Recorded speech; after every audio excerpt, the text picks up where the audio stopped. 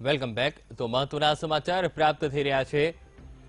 નગરપાલિકાની ચૂંટણીમાં કોંગ્રેસ દ્વારા ભાજપને કાંટાની ટક્કર આપવામાં આવી રહી છે. રાજુલા નગરપાલિકા કોંગ્રેસના કબજામાં ગઈ છે, જ્યારે વંથલી નગરપાલિકામાં પણ કોંગ્રેસની જીત થઈ છે.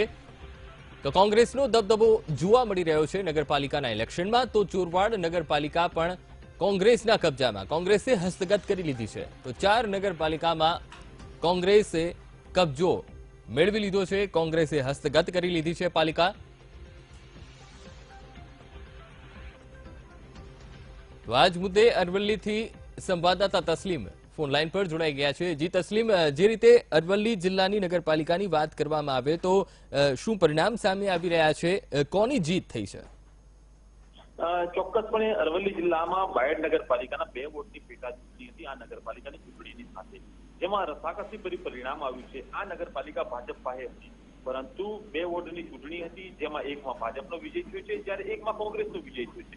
જ્યારે 24 સભ્યોની આ નગરપાલિકા છે, જેમાં 12 કોંગ્રેસ પાસે છે 12 સીટો અને 12 સીટો ભાજપ પાસે છે, જેથી ટાઈ પડી છે.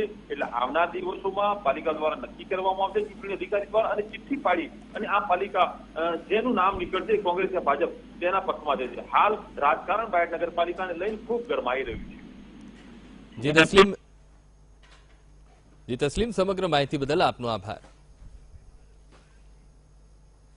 તો જે